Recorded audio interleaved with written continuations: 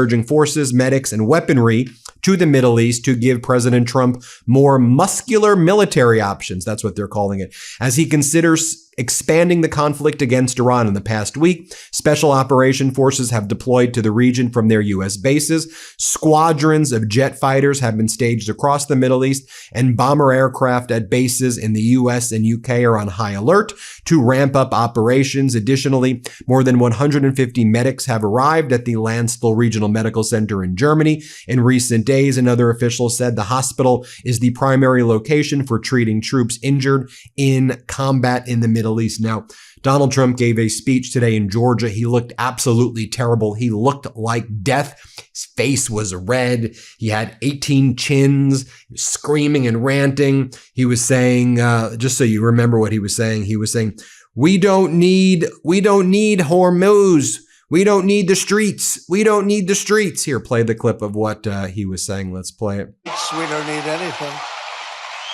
We don't need the Hormuz Strait, but we do it because we have to do it, because we cannot let Iran have a nuclear weapon. It's very interesting. Now, he's obviously going through some things right now as Iran continues to grind him to the ground right now. What else are we learning? Politico's latest report. The White House is at a maximum level of frustration right now. And I was told by very senior people that the president is now fully aware that the only way to victory that he wants is completely politically impossible. The American people just will not support the kind of escalation it would take at this point, said one person close to the White House, granted anonymity to discuss private conversation. We've got more dead Americans and a politically impossible situation. Right now, in terms of the MAGA base, only 37% of the MAGA base now supports this war relative to the economic consequences that this war is causing. CENTCOM continues to behave like an absolute clown. Really embarrassing that this is what CENTCOM has become. With everything I've shared with you, this is what CENTCOM posted moments ago. Today, Iran's IRGC, Islamic Revolutionary Guard, claimed that it controls exits and entry to the Strait of Hormuz, suggesting that international mariners can only use routes the IRGC prefers. This is false. Fact, Iran does not control the Strait of Hormuz. The international waterway remains open for transit, regardless of IRGC threats and attacks.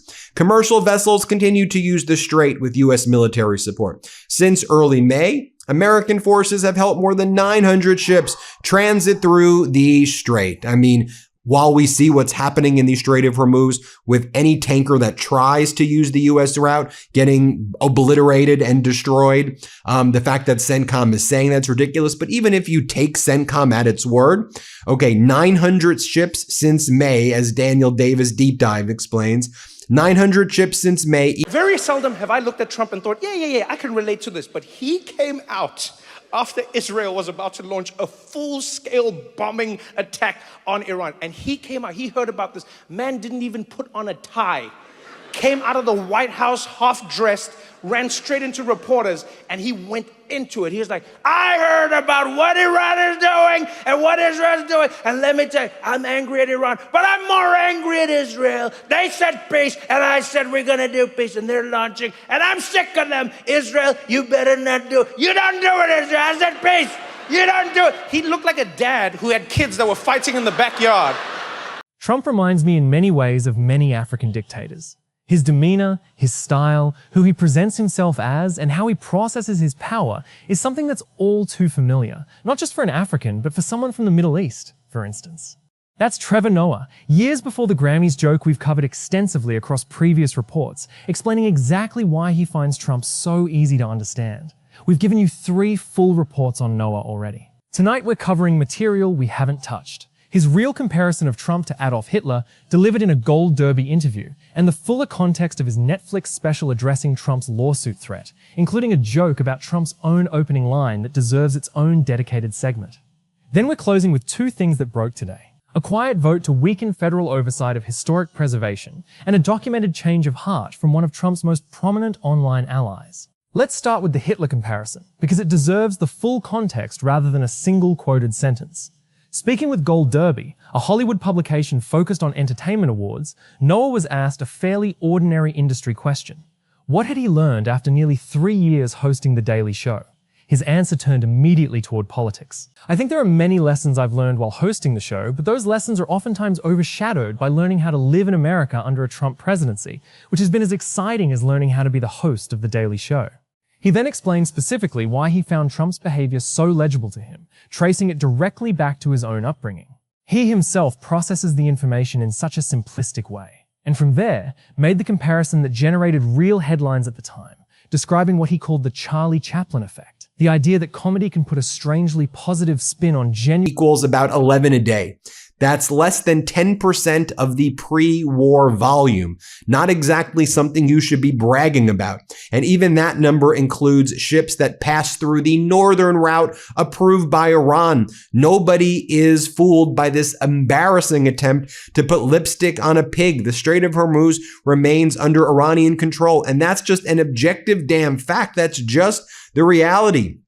Donald Trump was in Dover, Delaware, at the dignified transfer. He refused to bow his head, notably. Also, Donald Trump put words in the mouth of our fallen soldiers, service members, as even Justice Amash says, it's disgusting and shameful that the President of the United States to put words in the mouths of departed service members. Seriously, what a sick, vile piece of you-know-what he is. I mean, this is a scumbag and a vile piece of trash saying this about our service members. Let's not mince words. This ain't corporate news. Honestly, this is a piece of human trash right here, saying that our service members all said very strongly we cannot let Iran have a nuclear weapon. Shut up. How dare you, you idiot. You freaking loser. Put these words in the mouths of service members. You lying loser piece of crap. Here, play this clip. Some of you are going with us to honor our heroes, and they are indeed great heroes, actually. They said, and all of them said very strongly, we cannot let Iran have a nuclear weapon. They won't have a nuclear weapon. So we're going to honor them. Sorry, I just get so angry thinking about him lying about what our service members said. Seriously, what an ass. I mean, just what a horrible freaking human being this vile thing is in the White House. Also, Donald Trump said that the war with Iran is a skirmish. It's only a skirmish, and they're begging for a deal. This is what he said earlier. Let's play it. And the stock market has said, and that's with this skirmish we have going on. I call it a skirmish. This is with this skirmish we have with the Islamic Republic of Iran, and I call it that because let me tell you, they're getting hit so hard, and they want to make a deal. But I say they're not ready to make a deal, because every time they make a deal, they want to change it and everything. They're not ready. They'll be ready very soon. And this is despite this. It's going on. The stock market has hit 73 all-time highs since the election. Think of that. We'll keep you posted every step of the way, folks. By the way, make sure you pre-order a copy of WTF America.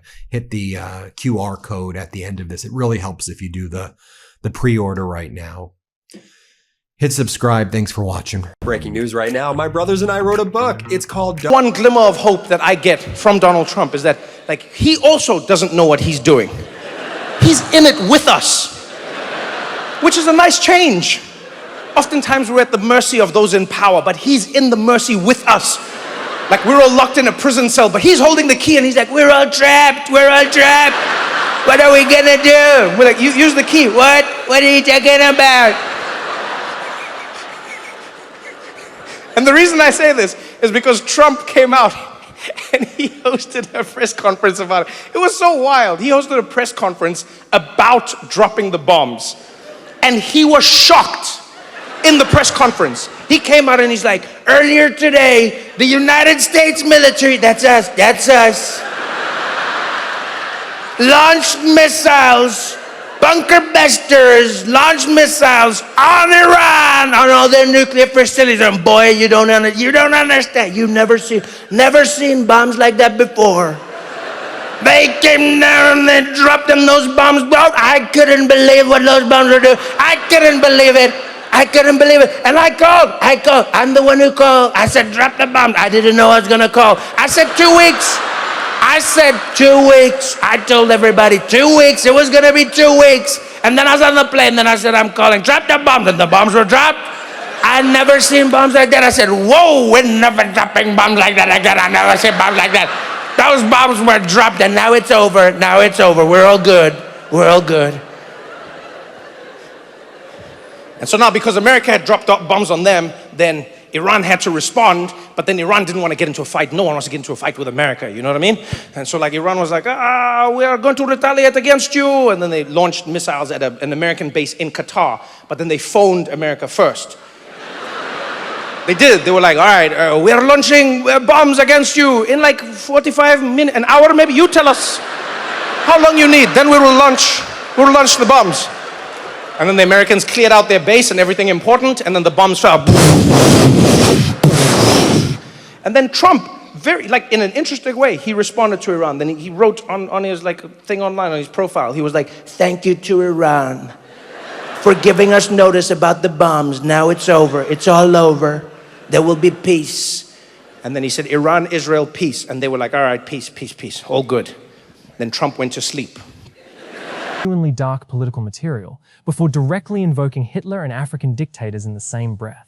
It's worth explaining what Gold Derby actually is, because the specific venue for this comparison matters. It's a trade publication focused specifically on entertainment industry awards coverage. Emmys, Oscars, Grammys. Meaning this was not an overtly political interview setting where Noah might have been expected to reach for his sharpest political material. He was asked a fairly standard industry question about lessons learned from hosting a late-night show and voluntarily steered the conversation toward this specific comparison entirely on his own, suggesting the Trump dictator framework wasn't a rehearsed talking point trotted out for maximum political effect, but something genuinely close to the front of his mind, even in a purely entertainment industry. Context. Let me give you my full analysis of why that specific comparison deserves to be understood as considerably more sophisticated than a simple insult, because it connects directly to material we detailed in an earlier report on this exact channel. This is not Noah reaching for the most extreme comparison available for shock value. It is the same structural argument he made in his Real 2015, America's African President Daily Show segment we covered previously, that Trump is not a uniquely American phenomenon. 2 Saudi Arabian tankers have been destroyed in the Bab el-Mandab Strait. Let me repeat that. 2 Saudi Arabian tankers have been destroyed in the Bab el-Mandab Strait. The Houthis in Yemen making good on their threat that if the United States struck Iran again, the Bab el-Mandab Strait would be closed down to Saudi Arabian tankers. And Yemen announced that it hit 2 Saudi tankers. We have video of that. I'll show you it in a moment. Also, in the Strait of Hormuz, Iran was able to strike yet another tanker there, and then 3 tankers that were trying to use the route that the United States is telling tankers to use, not the IRGC route. They turned around when they saw that Iran destroyed this other tanker. Earlier, Donald Trump announced yet another day of strikes against Iran. The Houthis in Yemen were ready.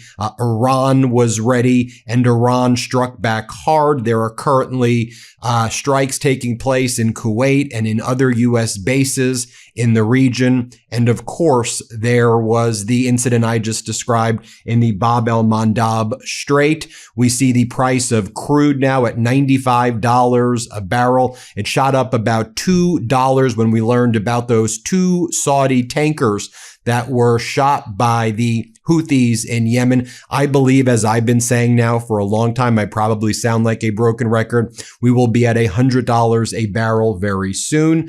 Here is the Yemeni Armed Forces spokesperson announcing the execution of this special operation. 2 tankers, one named Mansella, the other Laylia, were both struck by the Houthis. These were Saudi Arabian tankers. Let me show you video footage of what that looked like. Let's play it.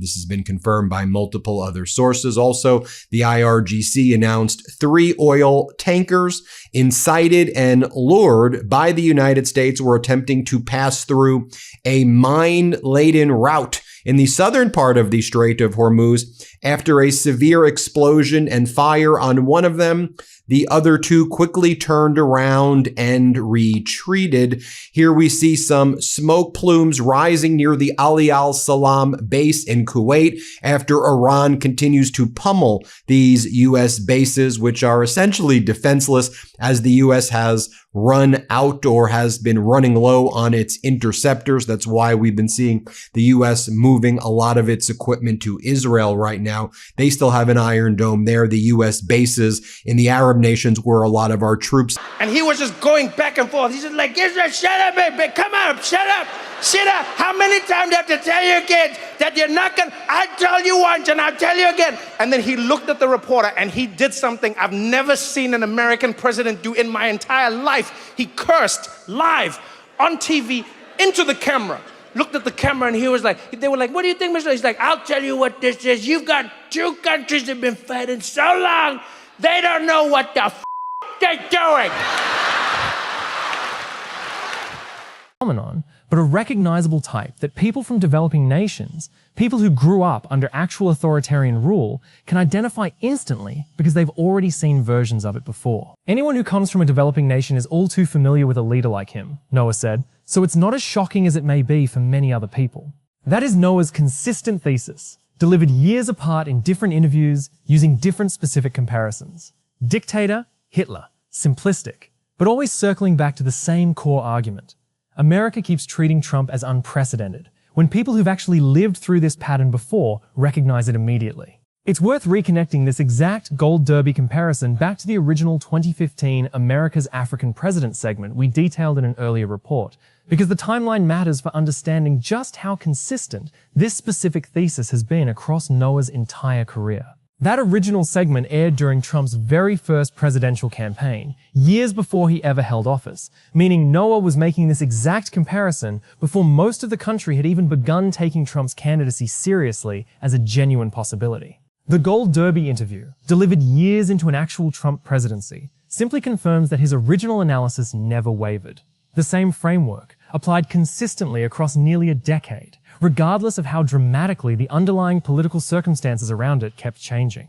If you're finding this material as sharp as we do, hit that like button right now and subscribe to USA Press, because we're giving you material from across Noah's entire career, not just this year's headlines. Stick around, because we're closing with two genuinely significant developments from today. Now let's talk about the Taliban joke, because this is a genuinely different era of Noah's commentary that we haven't covered before, and it deserves real context.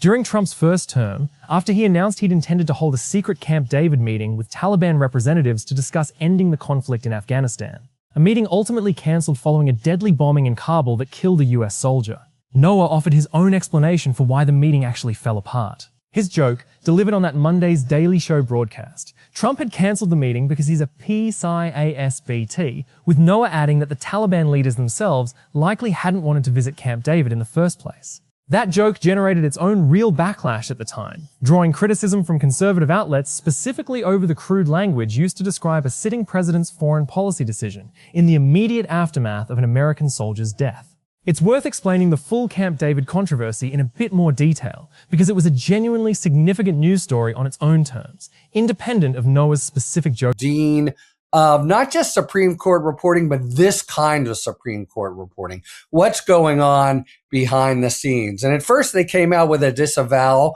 That was already, okay, man, how do you screw that up? But then it gets worse because she overheard Robert, but falsely, and she mentions it to two of her people, one of whom's in the court, and then they go running with it. That is, bizarre on steroids. And I'll just say, again, I don't know. The denial is emphatic, but your point, Ben, is the possible counter narrative of what happened here. I've been, present for a dozen easily retirements of the Supreme Court. And it's very well understood. A, they pick their terms, but B, first and foremost, they inform the president. I'm thinking especially of White and of Kennedy and of Marshall. Their first order of business is to tell the White House. And you can certainly imagine a scenario where Alito let it slip and it was already pre-written. That I would have been the case with all of the news sources. You write that story in advance, like you write an obituary in advance, but it might already have been written with a promise. This is the ways of Washington. Nina Totenberg, you're the dean. You can have this story, but you must embargo it until I've done my protocol and what I want to do. Talk to my wife and family, perhaps, or certainly talk to the White House. And that's a sacrosanct, messing that up is a real blunder on the part of reporters, which makes this counter supposition a little bit weird too. It's like a little crazy however you slice it. But if that happened, then it would be a huge oh shit moment.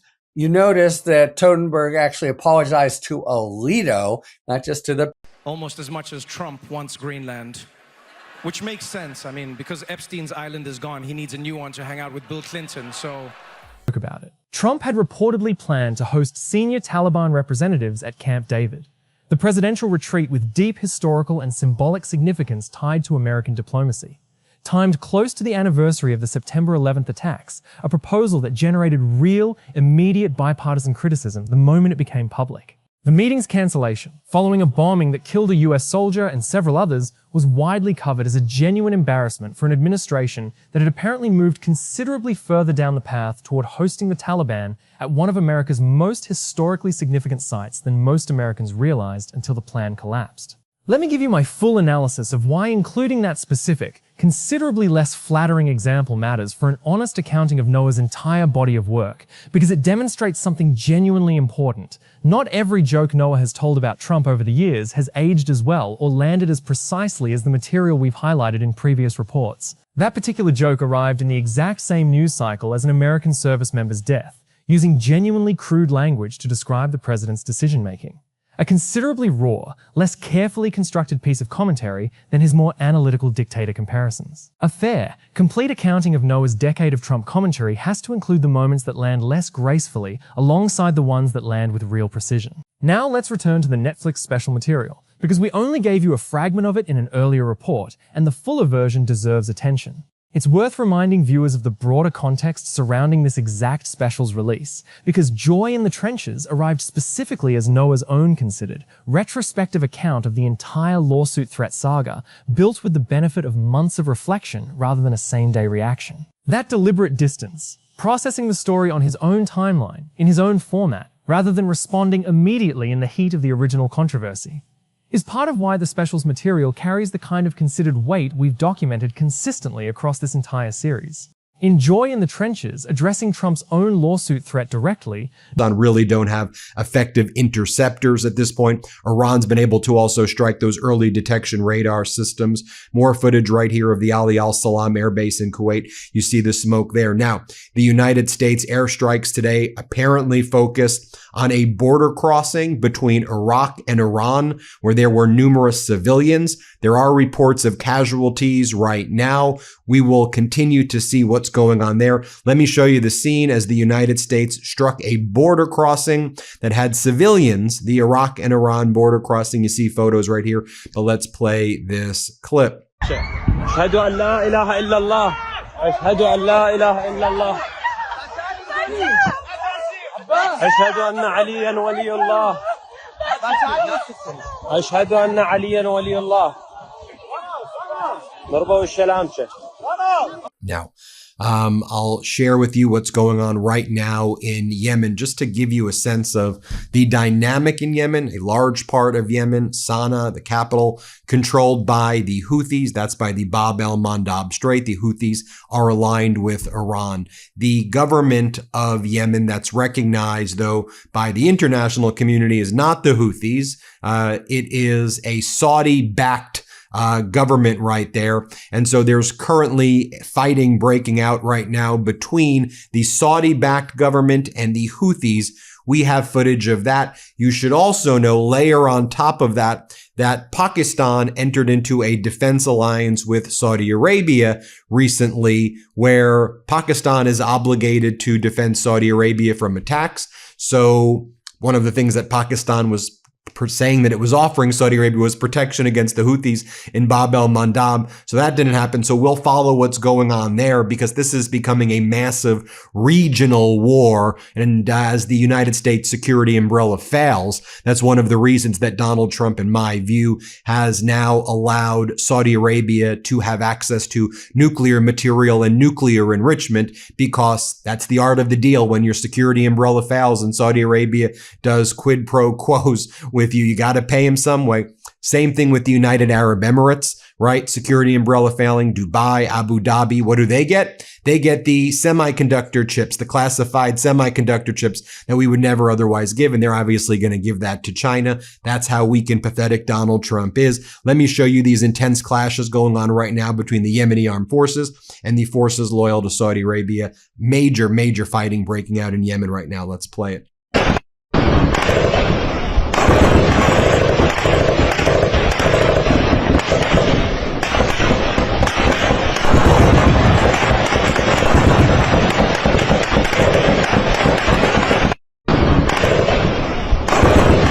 I've got more footage of that as well. Let's play it.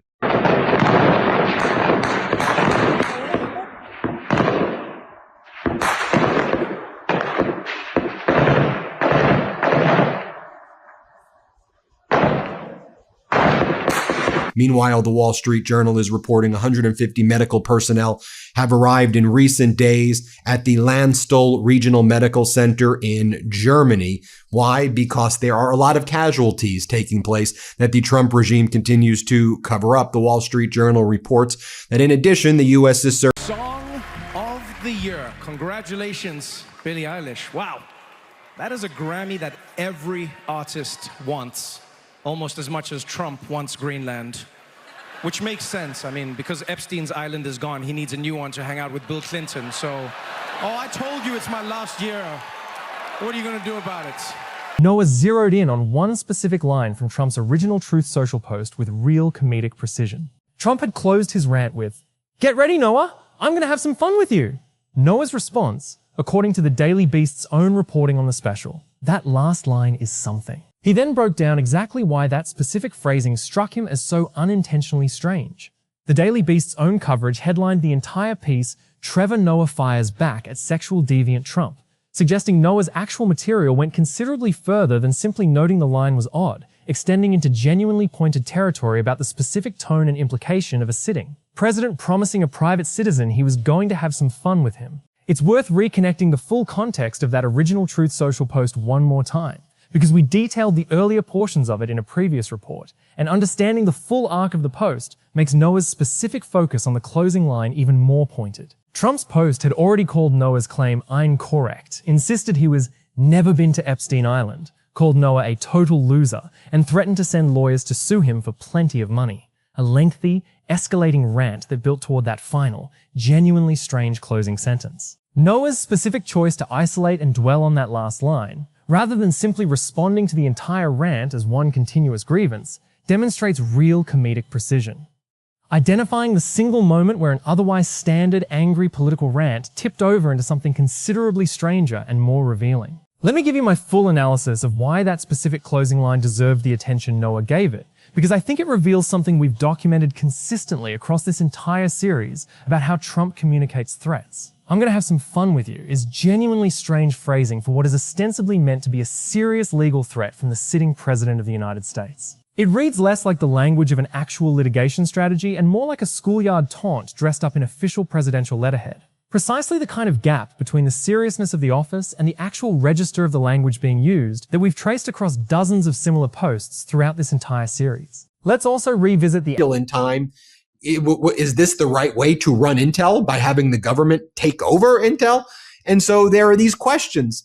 Are you an instrument to do these Trump-related deals? And I think the broader point is these firms, if they thought that they were buying Trump's silence, by the way, they really aren't, because they're under his thumb every step of the way. Once you make a deal like that with Trump, he doesn't let up. But I think Raskin and others are letting them know, oh, no. You've bought yourself a future when we're in control. of accountability, and you have different accountability structures than sadly the Supreme Court has given Donald Trump. But we're focused on you. So I think that's part of it as well. I want to call in Harry Littman from the Talking Feds YouTube channel, Talking Feds Substack. And Harry, that Intel deal, 10% being taken away. It's fascinating that you go into this letter and they talk about how Skadden advised Intel on the transaction, a representation that the complaint correctly notes presents a host of conflicts given Skadden's agreement. The biggest, most glaring conflict, if you got this question wrong on your professional responsibility test, you should fail that one. And many others. Look, this is what you and I did another discussion about Jeffrey Epstein and Raskin serving notice. This is Raskin saying again, the cavalry is coming and you guys best be ready. And we've adverted different times to internal debates within the Democratic Party or Democratic members in Congress about how aggressive to be in terms of accountability, backward looking, forward looking. This is one very powerful Democrat who's going to be at the head of a committee. And we've seen over the last few years how sort of dictatorial Republican leaders can be. He's going to be at the head, and he is definitely looking for accountability. And this is actually, they have every right to do it. They're just calling in private citizens, sure, but to find out what the hell happened with the government these last few years. Remember, Trump comes out of the box like February, and this was a whole series of moves that left many of us, I would count me there, reeling like, how the hell, oh my God, he is trying to leverage his power to control universities. I understand people will vote for the politics they want to vote for. I get that. What I don't understand is why people voted for him. What was even crazier was that some people voted for him and then were disappointed by who he was. People were there like, I can't believe what he's doing right now. I just can't believe what he's doing. I'm sorry, you can't believe what's happening? Donald Trump, can you believe this? Can I believe that he's doing the exact same thing he's been doing for his whole life? Yeah, I can't believe this. There's a shock. You're shocked? Donald Trump is the least shocking human being I've ever come across in my life. He is consistently being himself. The man is a cliched villain. Looks like a villain, talks like a villain. Like he looks like he should be in a Scooby-Doo episode. With that face, with that vibe, you could see him in the lineup when they're trying to solve the crime. Who do you think it is, Scoob? Oh, it wasn't me, I'll tell you that much. I didn't do anything, I'm innocent. It'd be like, I'm innocent, so innocent. Some say the most innocent man who's ever lived. Be like, yeah, I think it's that guy. Actual Grammys backdrop one more time, because CNN's own original reporting included a detail we haven't emphasized before. The Grammy ceremony that produced Noah's Epstein joke also, according to CNN's own coverage, included numerous musicians criticizing the Trump administration's federal immigration crackdown directly from the stage, meaning Noah's specific Epstein joke was simply one thread within a much broader night of artists using their platforms to criticize this administration's policies. That context matters because it demonstrates the entire ceremony functioned as a genuine, collective act of industry pushback rather than a single comedian's isolated provocation, even though Trump's own subsequent fury focused almost entirely on Noah specifically. It's worth noting that this broader pattern of musicians using awards platforms to criticize immigration enforcement wasn't limited to a single artist or a single vague gesture. CNN's own coverage characterized it as a genuine, ceremony-wide theme running through the entire night's performances and acceptance speeches, meaning the Grammys that year functioned as a coordinated, if informal, industry-wide statement rather than one isolated moment of political commentary from a single performer. Let's talk about the Tomi Lahren interview too, because it's a genuinely different kind of story from anything else we've covered about Noah, and it deserves inclusion for balance. Years before any of his Trump-specific material, Noah invited conservative commentator Tomi Lahren onto The Daily Show for what headlines characterized as a showdown or face-off. Lahren was, at the time, known specifically for controversial comments comparing Black Lives Matter to the Ku Klux Klan. Noah's own explanation for the booking, delivered to CBC's Wendy Mesley, was genuinely thoughtful. The conversation everyone seems to be having is, do we live in bubbles? Do we live in a space where we are unable to understand or acknowledge the fact there are people out there in the world who have views that are very different to us? It seems fruitless to some, but the other alternative is to stay in those bubbles that you talk about. So why not have a conversation? It's worth explaining who Tomi-Lahren actually was at the time of that interview, because understanding just how controversial she was makes Noah's decision to book her considerably more notable. She had built her early media career. Congress member Jamie Raskin is sending a major warning to those law firms that bent the knee early in the Trump regime and entered into so-called settlement agreements. What were they settling? And settlement arrangements with the Trump regime to do so-called pro bono work.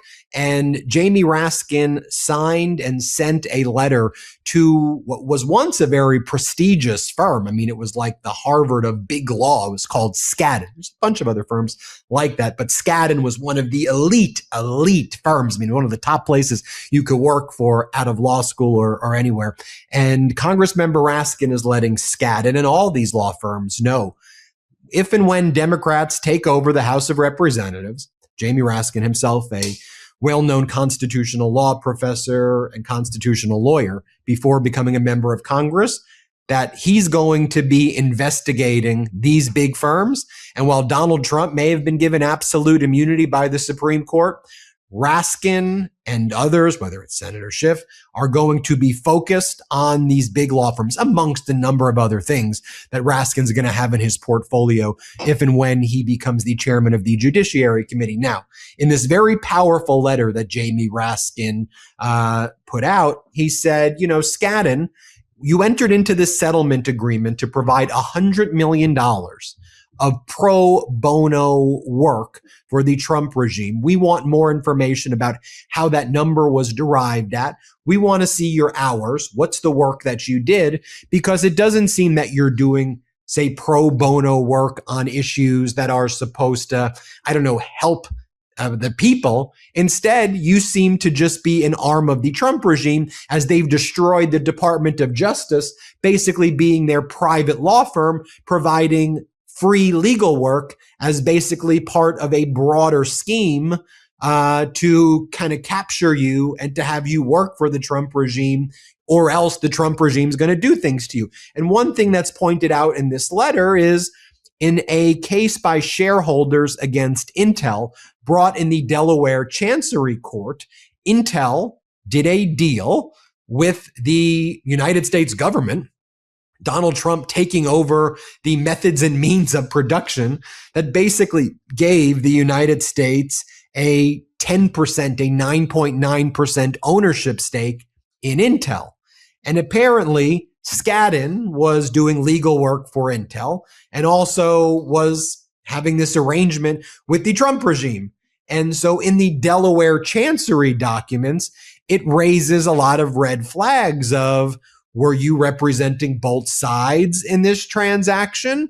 Were you complicit in diluting? These are questions being asked. Diluting the shareholders' value. You know, Donald Trump wants to, brags, and he goes, look, since the United States did this Intel deal, look that the value went up. You diluted the shareholders. I mean, you took a stake where that money could otherwise have been dividend out or been, given to, existing shareholders. You diluted them by giving the stake to the government, and it's unclear what you're even doing with it, where that money's going. How are you holding 10% of Intel? And you presume that the stock went up because of you, but what long-term issues have you compromised? And would the stock have gone up anyway at the time? And now that we're seeing the market hit more of a turbulence. Mazraoui pushing the ball. There he is. Morocco coming down the right wing. They're coming. They're coming fast. Hakimi's a fast guy. He's got the ball. He shot it. It almost went in. It didn't go in. It could have gone in, but it didn't. It didn't go in. It didn't go in at all. It could have, but it didn't. Hakimi's such a fast guy. Hakimi. He's on the right. Should be on the left. I say say sometimes I always put him there, but he's not there right now. But he could be. He could be. He could be. Brazil's supposed to be the best, but not good today. They're looking not good. I told them, let me coach you, but they didn't let me. They didn't allow me to coach, folks. They should have let me do it. I could have coached them, but they didn't let Bruno Guimaraes set out play. Look at Casemiro again. So You know how much money someone would make if they had just that commentary for the match? Yo, bro. Career specifically around delivering short, deliberately provocative video commentaries for The Blaze, generating exactly the kind of viral, polarizing attention that made her a genuinely risky booking for any host looking to avoid controversy, meaning Noah's choice to sit down with her directly, rather than simply criticizing her from a distance, represented a real, considered risk rather than a safe, easy interview choice. Let me give you my full analysis of why that Lauren interview matters for understanding Noah's broader approach, because it complicates any simple narrative of him as a purely partisan comedian reflexively attacking one side. He specifically sought out one of the most controversial conservative voices of that era, not to simply mock her, but to engage directly. A genuine attempt at exactly the kind of cross-ideological conversation his later, sharper material toward Trump might make him seem uninterested in pursuing. That willingness to sit across from genuinely oppositional views, years before any of the material we've documented in previous reports, suggests his eventual hardening toward Trump specifically reflects a considered judgment about that particular man, rather than a blanket hostility toward conservative viewpoints generally. Now here's where we make the turn, because everything you just heard spans Noah's entire career, fully documented. What we're bringing you next happened today, and it deserves genuine, sustained attention. According to PBS's own reporting, an advisory council packed with Trump allies voted today to weaken federal oversight of construction projects affecting historic sites. Critics quoted in that same reporting expressed genuine concern that this specific move will open the floodgates to endangering the preservation of historic and cultural places across the entire country. Let's sit with the significance of that vote, because it connects directly to material we've documented extensively across previous reports on this channel. The White House ballroom demolition of the historic East Wing, the ongoing reflecting pool controversy, and the broader pattern of construction and renovation decisions moving forward with minimal Law firms, their chairs and their top partners, they don't want to be at these hearings under oath. I mean, and I think back to, you remember those steroid hearings in the early, was that the 2000s or the late 90s with Right. Mark McGuire and this person and that person? You're going to have, in my opinion, the top partners at these firms, Harry, probably invoking the fifth. And these are people, Right. and these are people, they know it's coming too. And so when you're the chair of Skadden, when you're the chair of, I can go on and list these firms, in the back of your mind, 2 years, 3 years, there's going to be a day where you're sitting there across from Jamie Raskin when you want to be in legacy mode, and you're going to be there with your kids and your grandkids watching you, and you're going to be invoking the fifth and everything you've done your entire legal career, the grades you got in college, the law school you went to, the clerkship that you had. You will be remembered by that scene, and that will be the shame you will take to your grave. Harry, anything else you want to say? Wow. I'm scared now, and I wasn't subpoenaed. But you're totally right. And I think it's a good analogy, right? That's, Mark McGuire hit some hellacious home runs. Barry Bonds stats can't be better of anyone all time in baseball. Roger Clemens. It is now what we think. And, at the time they were in a pressure cooker. They thought they had to act fast. And they made certain, Trump was putting maximum pressure on. But the reason this could happen, Ben, is just because, even though, as you say, Trump has immunity, finding out what occurred in government, the way media companies and universities and law firms were really commandeered by this guy, that's up Jamie Raskin's alley, and he's not going to be shy about it. Everybody, make sure you subscribe to Harry Littman's YouTube channel. It's called Talking Feds. And do me a favor, when you watch a Harry video, if you've got a copy of WTF America, put in Harry's comments, WTF, and that'll let Harry know that that I sent you. All right, go to Talking Feds, search it. Thanks, Harry. Thank you, Ben. We're prepping for the deluge of WTFs. It's okay. Hey, if you want the full story, how democracy got here and how we take it back, pre-order. He's accused of lying about the value of his properties for decades to defraud the banks into giving him better loans, right? And these are not small amounts. They're not small amounts. For instance, Mar-a-Lago was worth $75 million. And what did Trump say it was worth? $740 million. How? Because I upgraded it, folks. Yeah. Totally upgraded. I added a rec room. It's got a foosball table and everything. He also claimed that his 11,000 square foot apartment was actually 30,000 square feet, which was a lie. So this man is going to be the first person to ever get in legal trouble for claiming his apartment is a grower, not a shower. And I've got to say, it would be so funny if this is what takes Trump down, huh? Can you imagine? He tried to overthrow the government, but then they get him for lying about having an in-unit washer-dryer. It's like, that's the thing that locks him up. External review that we've traced across dozens of separate stories throughout this entire series. It's worth explaining the actual legal framework this advisory council operates within, because understanding the underlying statute clarifies exactly what's being weakened. The National Historic Preservation Act, passed in 1966, established the review process this specific council administers, requiring federal agencies to consider the effects of their actions on historic properties before proceeding. A deliberate, decades-old check specifically designed to prevent exactly the kind of unilateral, minimally reviewed construction decisions we've documented across the East Wing demolition and reflecting pool controversy in previous reports. Let me give you my full analysis of why this specific advisory council vote deserves considerably more attention than a routine regulatory adjustment, because I think it represents something genuinely structural rather than incidental. Federal historic preservation oversight exists specifically to create a check on exactly the kind of rapid, minimally reviewed construction decisions we've documented across the East Wing demolition and the reflecting pool contract. A formal process requiring outside evaluation before historically or culturally significant sites can be altered or destroyed.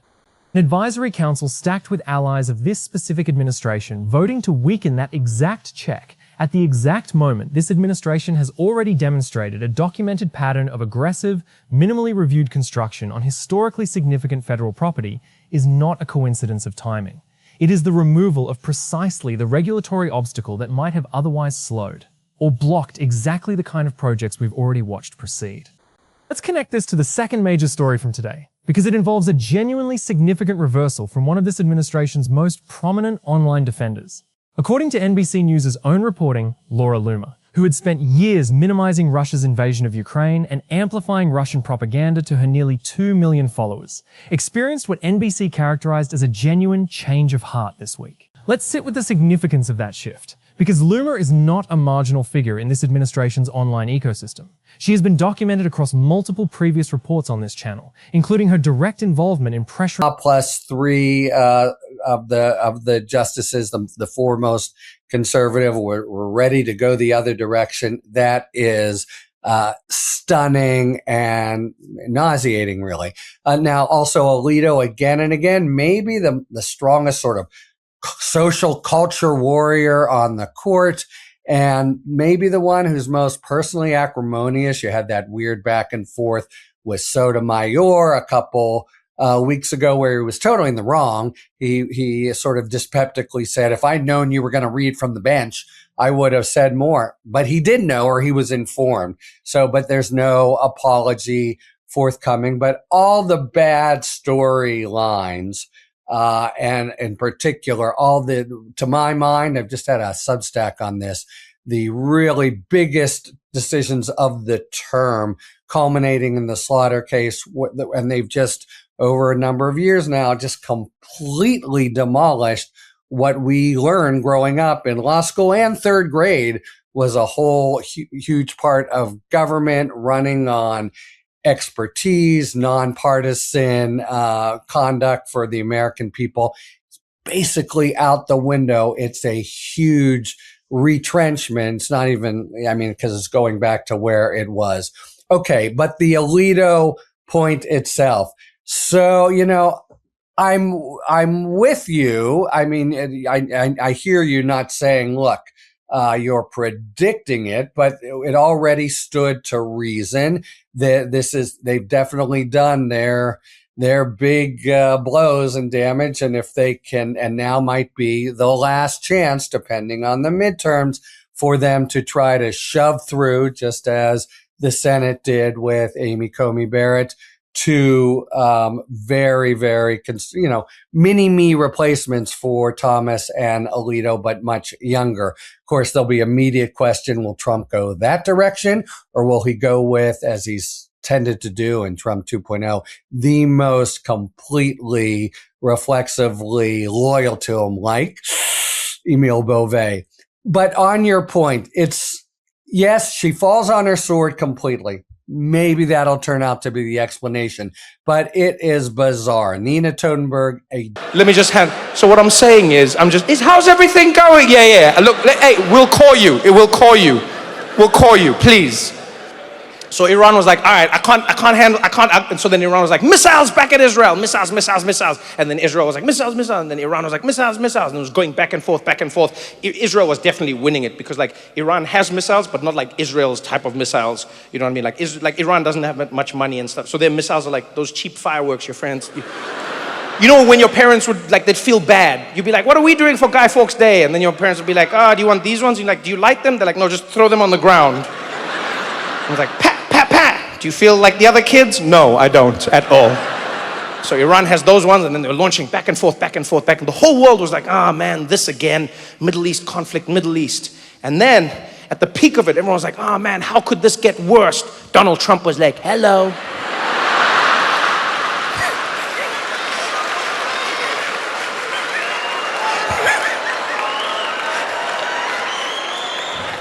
Donald Trump came in and he was like, I'm gonna help. I'm gonna totally de-escalate this situation.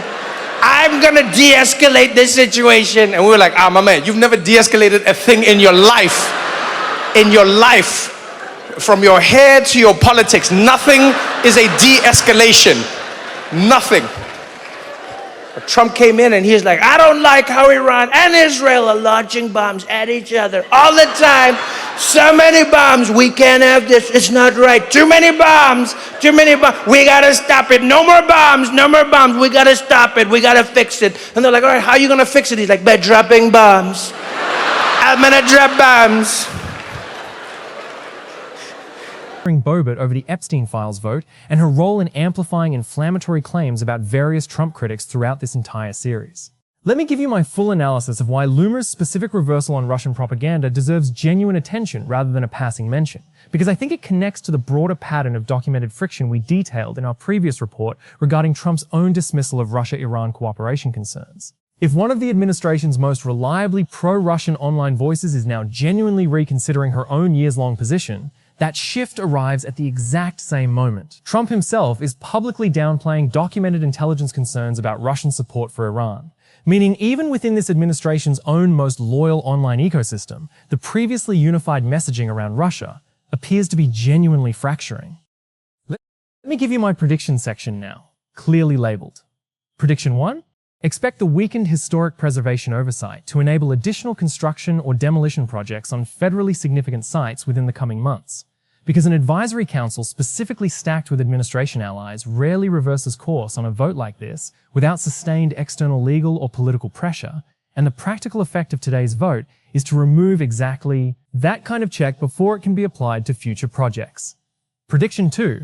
Watch for Loomer's reversal on Russia to generate genuine internal friction within the broader MAGA media ecosystem, because a figure with her specific reach and previous consistency on this exact issue-changing position publicly tends to force other aligned voices to either follow suit or explicitly distance themselves from her new stance. Prediction 3, and this connects back to tonight's Noah material in an important way. Expect continued examples of Noah's specific analytical framework, that Trump represents a recognizable, globally familiar type rather than something uniquely American, to gain renewed relevance as more of this administration's own allies begin publicly reconsidering positions they once held with total confidence, because that kind of internal reconsideration is precisely the pattern Noah described years ago as characteristic of exactly this kind of political moment.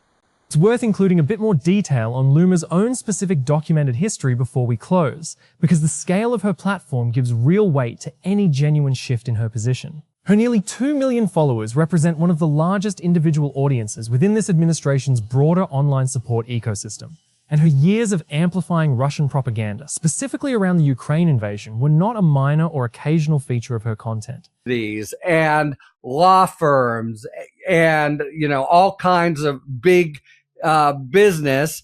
And can he get away with that shit? Well, for a couple years, nobody was there to stop him, but it's not at all clear. And and we've talked about this quite a bit, within the law industries, within these individual firms, the people who kind of bent the knee and signed on have had a real fallout from it within their firms, people leaving, a kind of general disapprobation within the legal industry. They thought they kind of had to do it. And it's true. Trump was, coming down heavy. But the other firms who hung tough, I think it turns out, are going to have served themselves and their clients better. And we need to know sort of what happened, because I'll tell you one thing I do not think that happened. I don't think, as you say, once they were in the thrall to Trump, it never stopped. And I very much doubt there was some kind of deep chapter and verse of you'll do this, you'll do that. It was these vague terms, $100 million of pro bono services, but not to liberal causes or, whatever they were trying to say and execute. What the hell went on? What did it mean? What did it mean to bend the knee? There was a fundamental corruption and kind of pressure campaign against really important institutions in American life. And Jamie Raskin is saying, we're going to find out what happened. I think the odds of embarrassment for the Scaddons of the world are high. But this is part and parcel of the cleanup from Donald Trump. How did he get away with it? What did he get away with? Were there either like legal corners cut or just something that did, created a lot of ethical or other problems for these law firms? What did they agree to? We do not know that story yet, because they just came out of the box, throwing punches and forcing some institutions to genuflect. Others stood their ground. And look, it was a hard position from that pressure campaign for anybody based on Trump, but the country still doesn't know the story, and the Judiciary Committee has the right to try to unearth it. What the hell did this president do to not just the government, but really important civic institutions like law firms, like universities? And that was a big part of the whole Project 2025. And Raskin and others are saying, there's a big story to be uncovered and written here. And if we get the gavel, it's ours to uncover. Those. Did you see what happened? No, I didn't. Where were you? Trevor was telling us about Brixton. It was such an insane story as well. Like, now I feel like the world we live in, I sometimes think about like parallel universes and timelines, and I'm not sure if I believe it, but when I do think about it, I go like, I think we somehow slipped into the ludicrous timeline.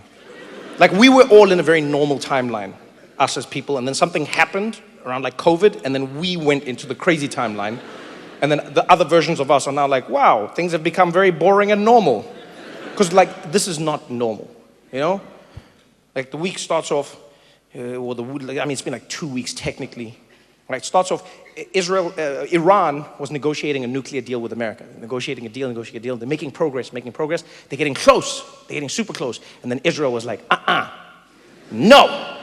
no deal. And then Israel started launching missiles at Iran, right? And then it's hard to make a deal when it's like missiles hitting you, you know what I mean? It's like when you're like trying to break up with someone at a restaurant, and then the waiter keeps coming, is everything great? Just wait. Let me just handle. They were, according to NBC's own characterization, a sustained, years-long pattern. A reversal of that scale and duration from a figure with that much reach, represents a genuinely significant data point, regardless of what specifically prompted the change. Here is the deeper truth connecting everything we've covered tonight. Trevor Noah spent years telling anyone who would listen that Trump wasn't some unprecedented American anomaly, but a recognizable type.